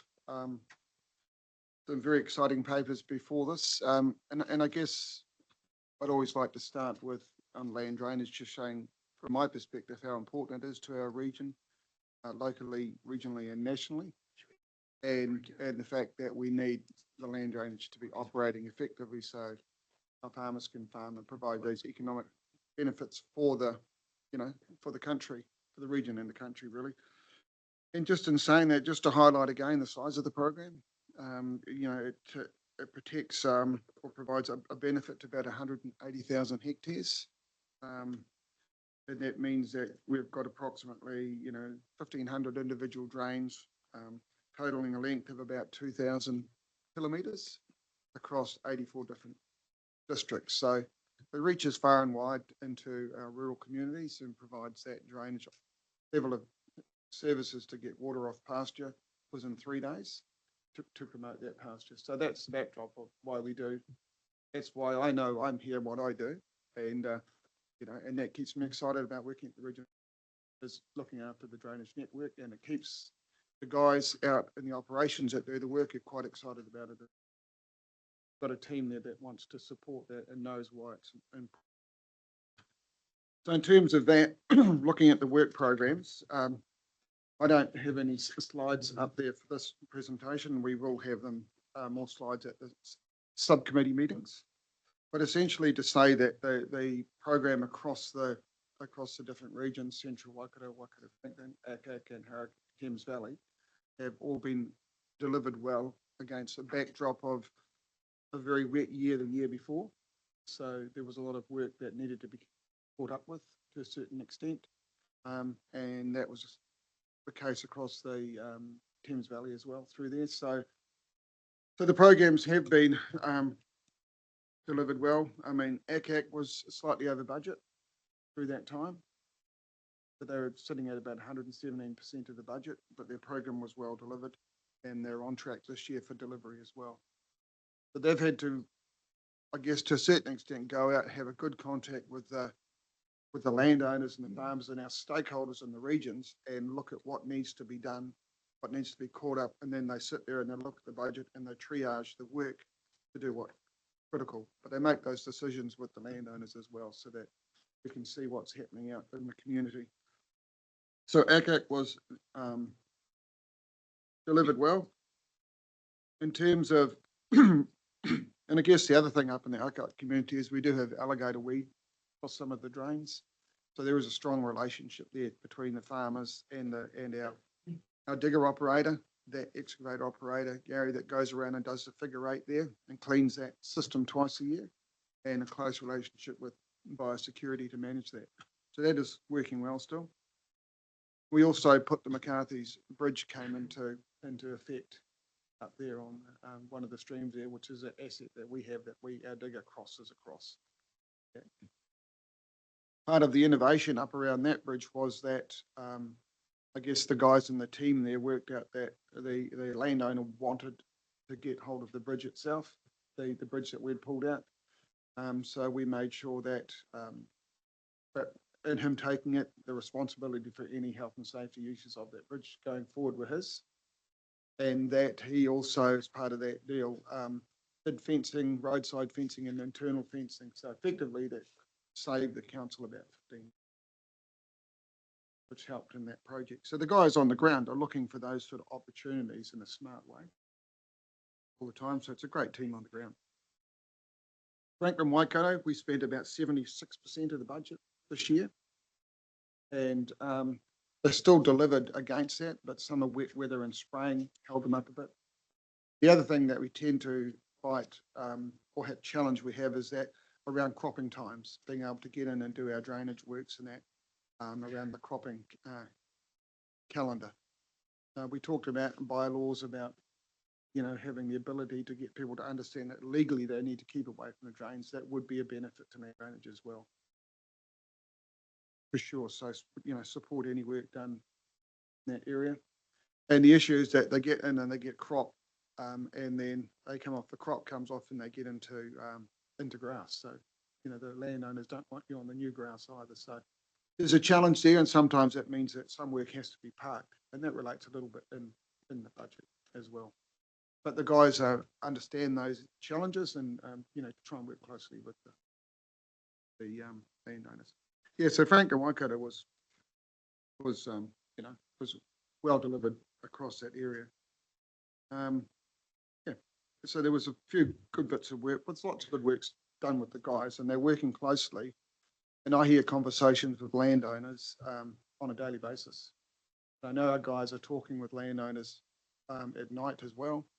So we have a drainage letter that goes out typically October, and we're about to send it again in early October, just letting people know what the drainage program is, the requirements about keeping cropping off and having easements and keeping trees away and just different things like that. But that goes out to all targeted ratepayers. That'll go out in October, but our teams still get hold of the landowners that are going to where they can ahead of time. So it's not the catch-all. We still want to have a close relationship with those landowners. And I guess the other things, a couple of nice bits of work the team did around Lake Waikato. We got in there and were able to get the drains cleaned. Got a concession in place with the Department of Conservation through there that gives us access for 10 years to clean and maintain the access drains. So that's confirming that they're legitimate drainage channels and access tracks to service critical land drainage infrastructure. So that's in place. There will be other discussions around that, but the key issue for us is that we do have the concession in place. We have done the work, and there is other planned work to do in that area. But another good bit of work in front of Waikato. I just have a question for that, Ruben, that, excuse me, but it's great we got that concession, but I think we should look at more at controlling the weed and not just in the drain, but along the drain, that we don't have to next time go in and pull all that willows down and that to be able to put that drain, to open that drain up again. Maybe we should be looking at the management of that space between cleanings a lot more. And I think that was talked about in past committees, I think, about, and I think Doc has brought it up as well, that we should be controlling the weeds on that area where we are mechanically cleaning, that they're not then jumping over that and then into the reserve or the wetland or whatever it is. And I think that's something we need to do a lot better in that space. Yeah. Yeah. So. Yeah, that's a good, it's a good question, and we totally agree with you. So part of that concession enables us to maintain the access track as well. And where you're putting any silt that you clean onto the access track and the margin of that, we are looking to keep that effective and open so that we can get in there to do our job. So, yeah, so that's a key aspect. I think the guys are looking at some innovation out there as well. They're looking at getting a remote controlled mulcher to go along and mulch those tracks on the Lumsden drain, I think it is at the moment. So they're looking at those.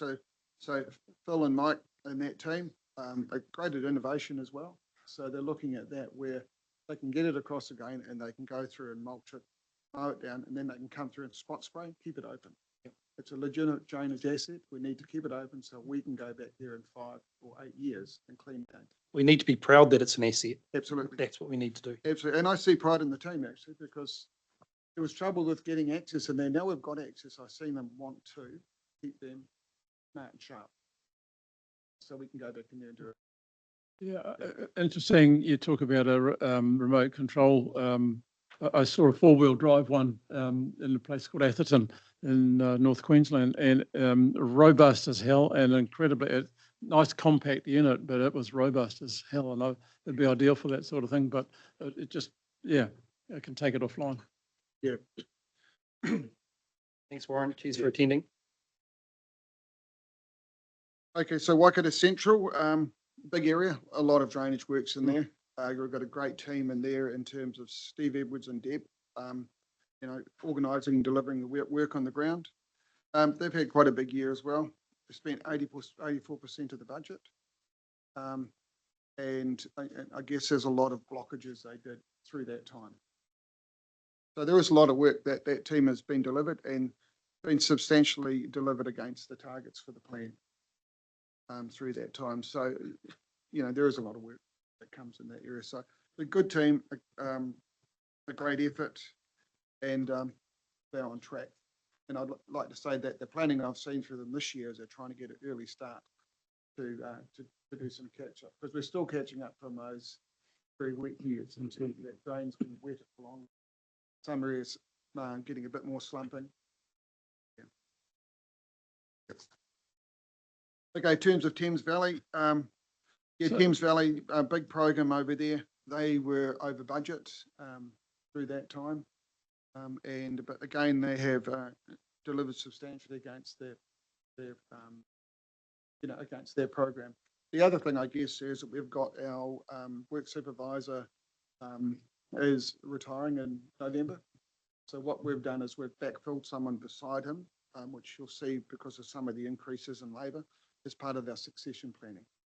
So that it's a huge, complex area, and as we see our elder, as our more responsible, as our more knowledgeable people going out the door of the regional council, we need to think of our succession planning in terms of that. Okay, so we've still got the key issues, I guess, surrounding land drainage, and that's urbanisation, coming close to it, self-administration, and we're dealing with a lot of urbanisation or sort of development consents, and that we're very interactive with the district councils around the region So that allows us to have some input into what the development's like. And of course, you've got the solar farms coming in as well, that are generally getting parked on our subdivisions. Self-administration, that's something that is becoming more interested. The paper went to the ICMC in June, approved the policy is in place. And I guess we've had a request for Horahora subdivision to move to, and that's covered in the next.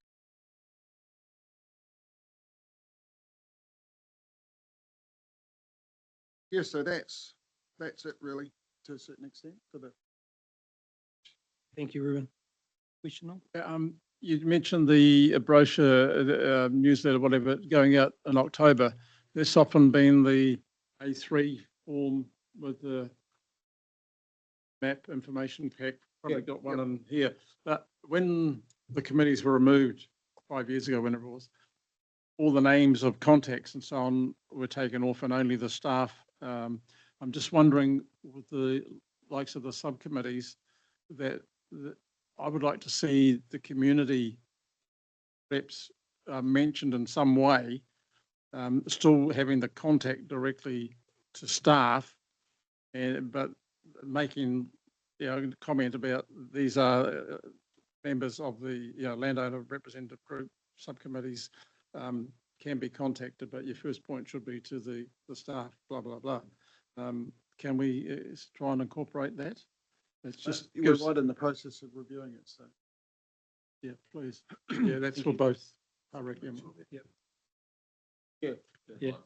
Well, yeah, appreciate that, but most of them were there before when their names were in lights, so I don't think they'll have an issue, but okay, check anyway. I guess we just do have to look at privacy issues. I know that the way we generally manage it through the regional council is that so we can record calls coming in, that'll come in through our 800 numbers and then go out to the guys, but they do have a direct relationship with landowners on the ground. So most of the guys that ring you know our guys. Thank you. Bruce. Thank you, Chair. The mention of succession planning raised the issue for me, because we've heard today of a couple of people moving on. Do you undertake exit interviews when people move along? Thank you. That's all I needed to know. Stu. Yeah, no, thanks, Robbie. Hey, Ruben, is it? Yes. Yeah, sorry. Just I read your paragraph on urbanisation, and it's been an ongoing, well, a growing issue for a while. Just curious, Greg, what we're going to do about it, because I think where I drive past, they're actually reclaiming some of the developers, I think, are just using slowly over 5 years, just dumping stuff there. And that Fencourt Basin's quite, it feels to me like it's just pushing the flood area into a smaller area, which is, there's houses all down through there as well. And I suspect they're doing it so slowly that they're probably not breaching any earthworks or that, but it's something we need to be blooming aware of. And I don't know whether our regional plan review is supposed to perhaps have some rules that could contribute towards helping on this. But, and I mean, it's just going to get worse everywhere, right? Yeah, and I know Adam will have some thoughts on this as well. It's certainly a very prevalent issue, especially around Hamilton. There's a few prongs. As Ruben said, we do involve ourselves in specific applications to understand what the impact on the drainage network might be, as an interested party to a consent. We also are looking to be a bit more proactive, and we had a thought piece done by Megan Woods around actually what does this look like, and how can we stay ahead of it, because I guess development doesn't just happen. Zoning happens early on, and we can get an idea of where that growth might be. There also comes, I guess, a point in time or a tipping point where a scheme becomes more urban than rural, starts to really go outside the level of service that this council provides, in which case we look at transferring.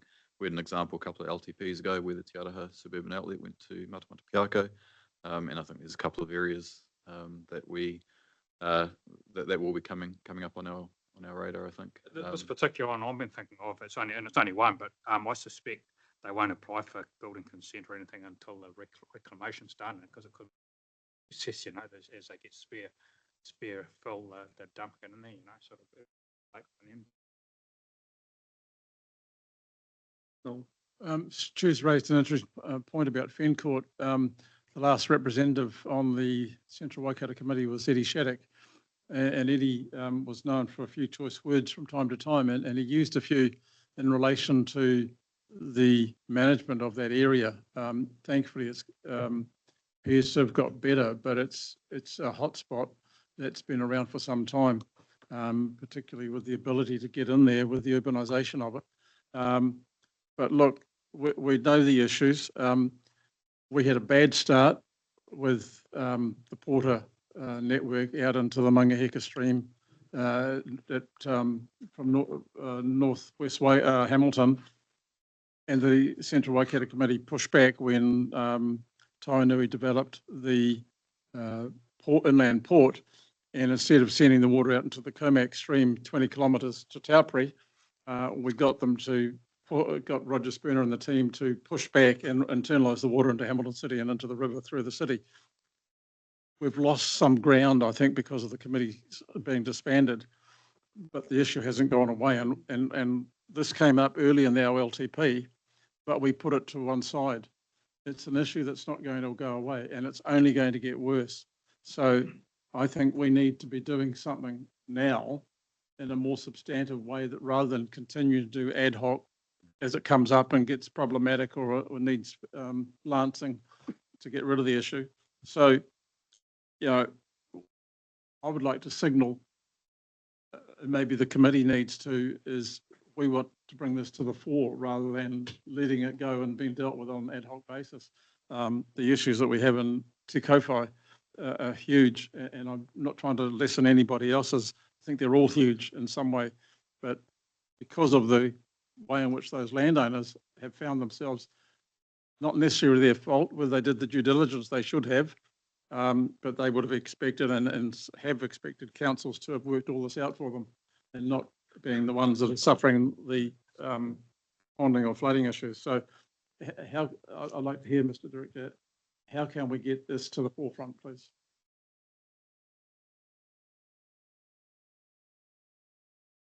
Look, you're right. There was an issue that was brought up alongside a few matters as part of the long-term planning process that was set to one side. Yep.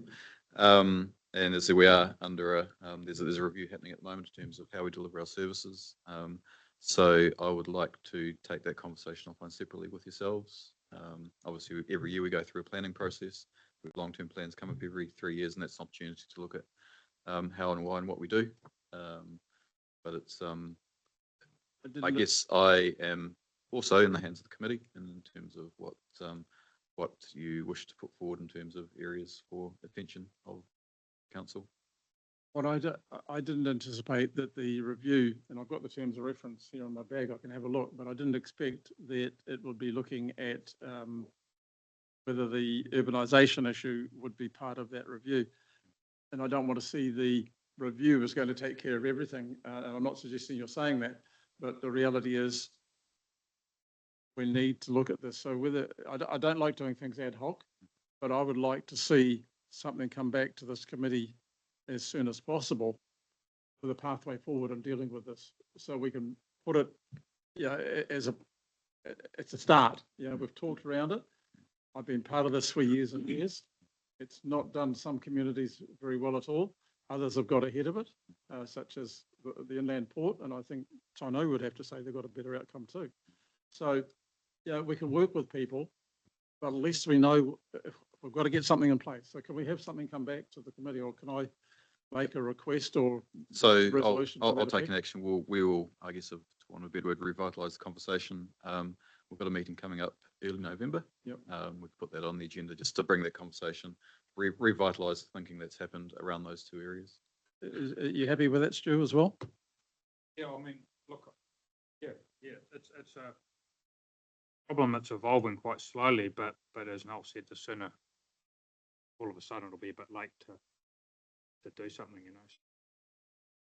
And I think to add to that, Mr. Chair, is that there is some quite good work going on, so it would be a good opportunity to give an update on how we are approaching that as well.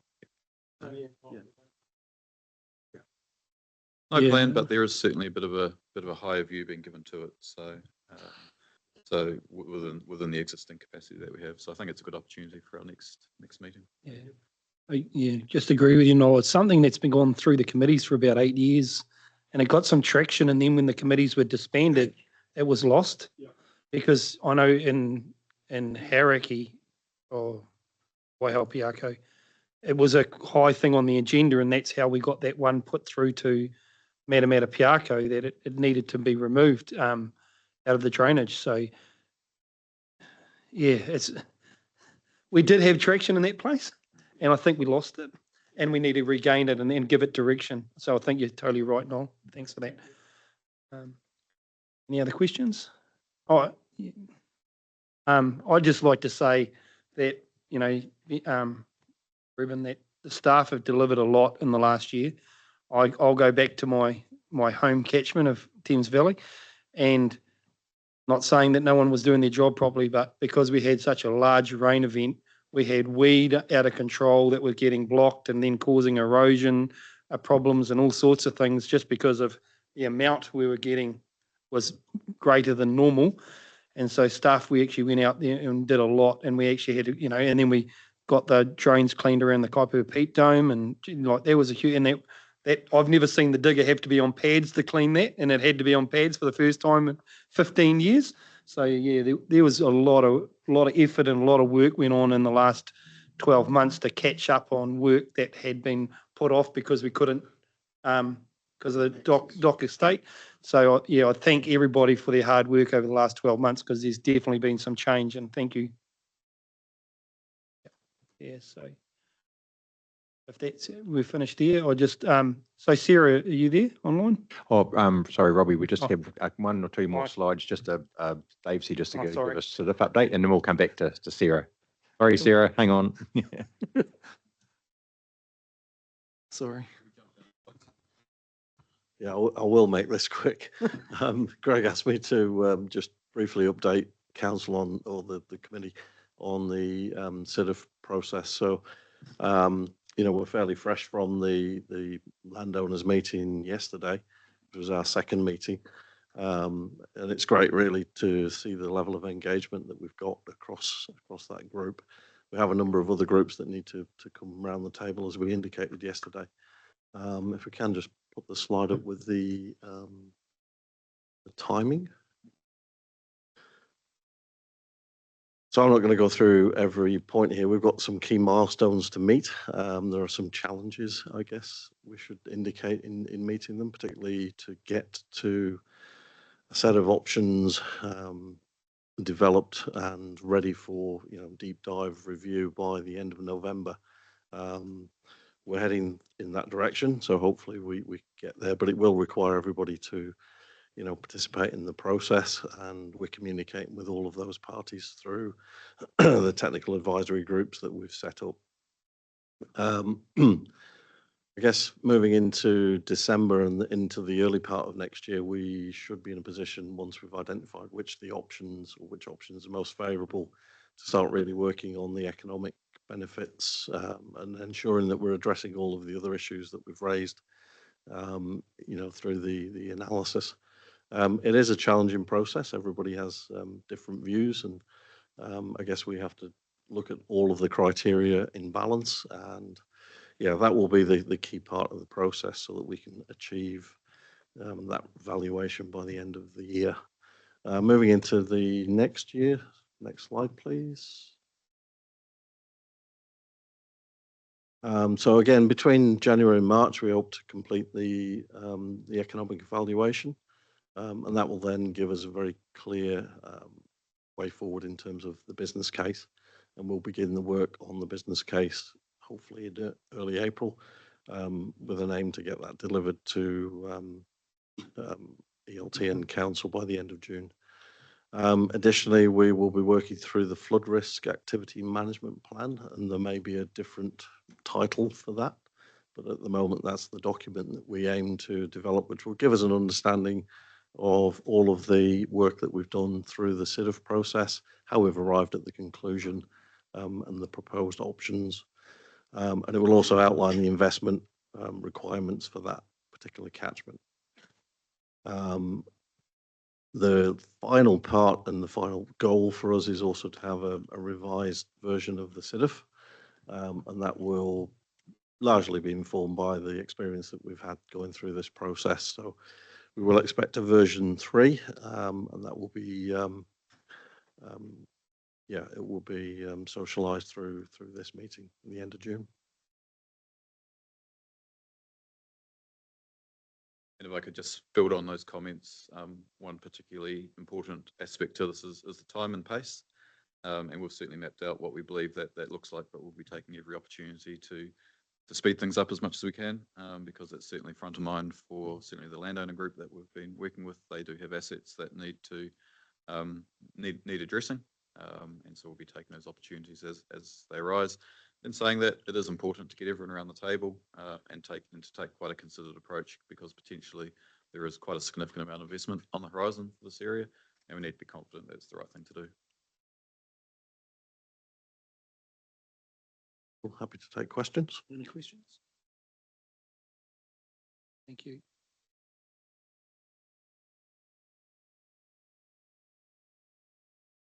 Sarah, are you online still? I certainly am, Robbie. Thank you. I'm going to got the opportunity to.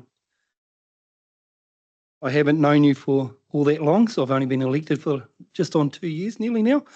But I would like to thank you for your input and your role in integrated catchment for the last 7 years, but definitely how we've had to work together. One of the first engagements I've had with yourself was Church Hill and the other little pump station that is actually going to get built now, Island Block, and the hard discussions we had to have that day and the robust discussions.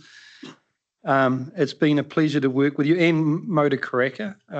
They've been hard conversations we've had to have in that hall, and your definitely your input into the barge, and you've definitely put your heart and soul into your position for the last 7 years. So as the chair of integrated catchment, I just want to thank you for that, and I wish you well in your future position down in Taupo with the opportunities there. So I wish you all the best.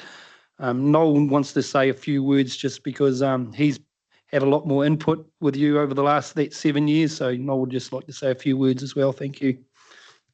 Yeah, Sarah, thank you. And firstly, good luck with your future. You've sort of, to me, out of the frying pan into a hell of a big fire. So good luck to you for giving it a go. But look, reflecting on the last 7 years or so, I do remember when you came in and some of the conversations I had with landowners and committee members about who this new person was. I hadn't met you at that stage, and the changes and the ideas didn't sort of go well with the grey-haired old boys brigade. But over the years, I think you've gained the respect. Well, I know you've gained the respect of many of those detractors from the early times, and it's a credit to you and how you've gone about your work and engagement with people and stakeholders. So look, thank you for what you've done for the Lower Waikato and drainage and rivers, in particular rivers, over the last 7 years, and the wider regional council. So yeah, all the best for the future. And that's one less voting support I will have at the next election, but I will get over that. Thank you very much, Sarah. Best of luck. Hey, thanks so much, Noel and Robbie. I really appreciate your acknowledgement. I've certainly really valued the role that I've had in ICM and the people that I've worked with, both internally and externally. But as you note, I'm still in the region, and I certainly look forward to continuing to work with council in my new role. So thanks very much, and have really valued working with yourselves and other councillors and landowners and stakeholders as well. So thanks so much. Thank you.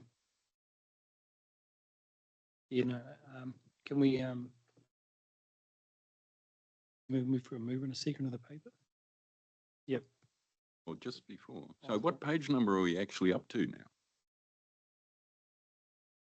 Because we haven't discussed Hamilton City's Yeah, that's all I was checking. So very good. Yeah. Thank you. And Ben, all in favour? Carried. Would everyone like a 5-minute break, please? We'll see you back here in, what's the time? 11:40. Thank you.